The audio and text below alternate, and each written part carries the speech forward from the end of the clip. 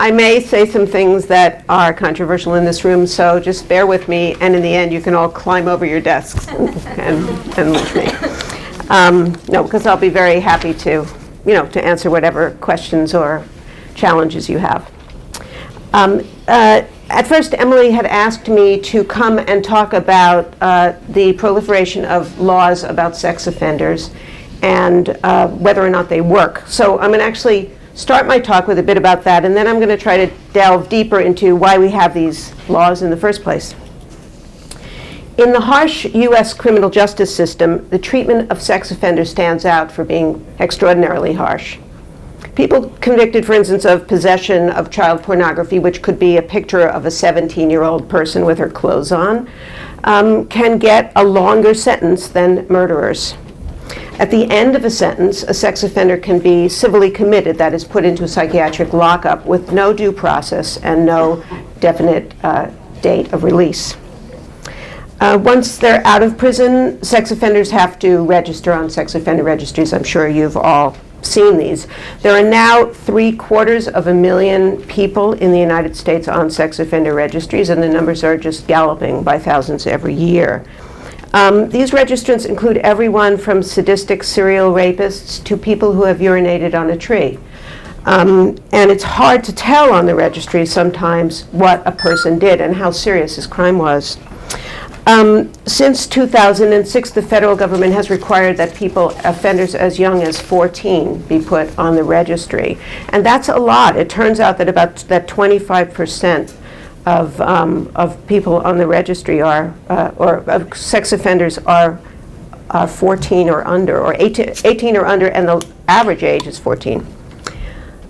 Former sex offenders can't get jobs, they can't get college scholarships, they cannot join the military in lots of states. Like other felons, they are not allowed to vote. Many are not allowed to own a personal computer, they're not allowed to give out candy on Halloween. They can't socialize with children even if their crime did not involve a child. And some churches even exclude people from worshiping with the congregation if they have a sex offense on their record. Residency restrictions, which are probably the hardest for people to bear, in most places restrict a former sex offender from living within some certain amount of distance from a daycare, a school, a park, any place where kids might be. And in some towns that means they can't live anywhere. So sex offenders end up either homeless or banished. Registered sex offenders have been beaten, burned, stabbed, their homes have been set on fire, their children have been harassed at school, their spouses have lost their jobs, and some sex offenders have been killed by strangers who found their names and addresses on the registry. It's not uncommon for sex offenders to say their lives were freer in prison than out. Contrary to what you may think if you watch Law & Order SVU, which I do compulsively, pedophilia is actually a rare pathology. It's not increasing. And sex offenders have the lowest level of recidivism in the criminal categories. It's about 5% over 5 years. And people who have molested children, it's even lower. Those people tend to have a very, very high degree of remorse. And treatment works well for them. And these data have really not changed since before we had all this registry, so the argument that this is keeping crime down really doesn't wash. Yet every single session, every legislature, both parties exact longer sentences and devise more diabolical restrictions on the residency, work, and freedom of movement of sex offenders. The federal judiciary, including the Supreme Court, has found over and over that it seems there is no punishment that is cruel and unusual if the person is a sex offender. In fact, the courts have concluded that these restrictions are not even punishment, but they are administrative. So the cruel and unusual doesn't even apply. More than a decade of research has shown that these laws and restrictions are not increasing public safety. A Canadian study in 2002 found that sex offenders who went to prison had a 7% higher recidivism than those who stayed in the community. And furthermore, that the longer the sentence was, the more likely they were to commit another sex crime. Some experts have suggested that the isolation and hopelessness that comes with being on a registry may even stress people out so much that they are more likely to commit a crime.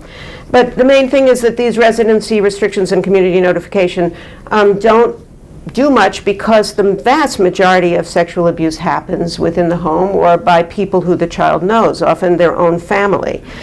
The study that persuades me the most was done at the University of Chicago in 2011, and the researcher, sociologist Amanda Agan, found that these restrictions neither increase nor decrease the rate of crime. The name of her article, the subtitle of her article was "Fear Without Function?" with a question mark. So if these laws have no effective function, they do have effects, and not just on the sex offenders themselves. Their purpose, of course, is to protect children. They come from the best of intentions. But they, and the fear, the public fear that produces such laws, may actually harm children.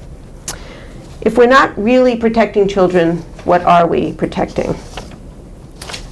Oh, here we are. Can I move this over?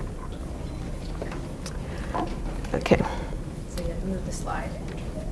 Okay, so now how do I, can I just do, sorry? This one to, so this is your first. So you Yeah. just do enter. Oh, Yeah. Rosa had. Oh, so I just, yeah, how do I Yeah, go so from one that's to the the- next? Yeah, that one, but this one, then I have to do two things. Technical difficulties, sorry.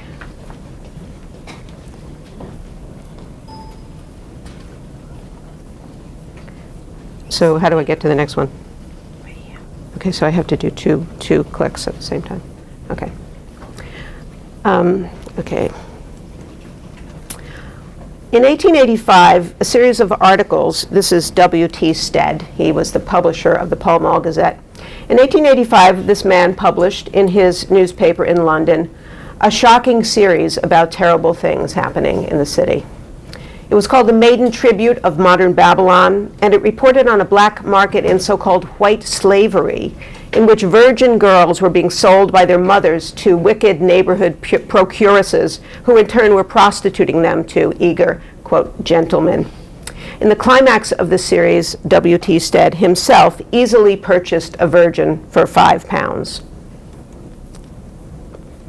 Similar rumors spread through American cities, but here the villain was racialized. That is, there were fears of immigration, and so the white slaver was alleged to be an Arab, a Jew, a Chinese person, an Italian. In fact, one rabbi was characterized by his little Chinese ways of enticement. The Maiden Tribute of Modern Babylon would become one of the most successful exposés in all of history. And so did the American stories sell thousands of newspapers and so-called penny novels. But there was one problem. The Maiden Tribute and its American equivalents were fictions. W.T. Stead staged his abduction of the £5 virgin. But something was going on. There were cataclysmic economic and social changes happening in the mid and late 19th century. Masses of people were moving to the cities to work in the factories. And one thing that was happening was family life was really disrupted. Children and young people were working in the factories. They were on the streets, and they were, for the most part, out of control of their parents. Their parents had lost control of them. But true to Victorian morality, this general anxiety found its expression in sex and sexual fear. It's true that some young women were actually, some young women were doing kind of casual prostitution to supplement their wages, but there was nothing like this vast, prostitution, certainly of children, that was going on. What was happening was a sex panic, and that is when sort of general social anxieties get turned into sexual fears. And since that time, sex panics have come and gone. This is a picture from Fritz Lang's really wonderful film, M, which is about a pedophile. And he uses the pedophile as a metaphor for fascism. But during the Great Depression, when this film was made in 1931, there were widespread financial failure that was threatening masculine confidence. And psychologists came up with a new diagnosis, which they called hypermasculinity, which was alleged to be expressed in a perverted desire for young bodies. And the child molester was born. After World War II, the headlines again rang out alarms. Kindergarten girl accosted by man, 9 charges against molester of girls. What shall we do about sex offenders? This number has grown exponentially in the last 20 years as these mandatory minima have been put in place and so on. And the conditions both in prison and after prison have gotten worse and worse. There's less and less rehabilitation, there's less education. When people come out, a former felon is not allowed to live in public housing. As I said before, in many places they cannot vote. And so entire communities have been completely shredded by this, by the incarceration of masses of people. The unemployed is really who's in prison. The unemployed, the mentally ill, people with drug problems and alcohol problems, these account for huge, huge numbers of people in prison. So there is this big decarceration movement. If you're interested in it, I suggest you go to nationinside.com or .org, which is now a kind of a clearinghouse for different kinds of different campaigns to try to reform the criminal justice system and also help people to become reintegrated into society. Yes, this woman just mentioned that there was a story, I think it was in the Times yesterday, that people can go back. Because, for instance, a man can't go back to his family, to his children, or to his parents if he's been in prison. So New York is now going to, looks like, reform that so people can go back to public housing. As with everything else, kids understand a little at a time, and they learn more and more as they get older. And so, the basic body parts, this kind of stuff that I would say start right in the beginning. Every kid, has genitals, and just name them, what they really are called. The question about abstinence education, whether abstinence should be, as you said, one of the options, I think everybody knows that not having sex is an option. My feeling is that what kids need is to be able to make good choices themselves, to know themselves, to be able to say not just no, but to also be able to say yes if they're ready to, or yes to this, but not to that. The fact is that in large parts of this country, so-called comprehensive education are really mostly abstinence education, which has just been shown over and over and over to be ineffective. Kids also learn in abstinence education lots of lies, such as condoms don't work, which is endangering their lives. They could get HIV if they don't use a condom. So I would say that sex education is about sex, but it's also about learning about yourself, about relationships, and how do you make decisions. And also, another thing that abstinence education really promulgates is the idea that if you have sex once, that's it. You're gonna die. Some people, some teachers say you're gonna die, and that bad things happen when you grow up. Growing up is trial and error. Everybody's gonna have their heart broken. So how can we help children to be resilient when bad things happen to them? Like not make it. No, I don't think we say that to kids about anything, do we? We don't tell them, just go out, come home whenever you want to, go home, drink whatever you want to. That's not how any responsible parent or teacher or adult deals with children, right? So, so there's this balance between our protection of them and their independence, and it gets like this as they get older. So, people ask me a lot, what age is the right age for kids to be able to start having sex? Well, first of all, sex, what is sex? That could be kissing, that could be touching, that could be intercourse. And so a good thing for kids to learn is that there's a lot of other ways to have pleasure besides having intercourse. But I don't think there's any right age, but I do think, a lot of countries, they do start something like sexuality education, or the Unitarians have a program called Our Whole Lives, in which they really start very young with kids, learning about their bodies and just talking about their family lives and stuff, and then it gets, more and more the real stuff as they get older. And it's an award-winning program. He's just asking, let me see if this is right, that there's a lot of responsibility left to the family itself to protect children, to teach them about sex, to like teach them right and wrong, all of that kind of stuff. And is there anything, I think you're saying, in the sort of bigger community, the bigger society, which is going to be doing that? So I would say that, you know, first of all, kids do learn about sex just by going online. You know, they can see everything now. Certainly, I never saw anything like that you could see online now. But you bring up an interesting question, which is, to me, what I say in Harmful to Minors is that parents model the ways that they live with each other, the kinds of relationships they have.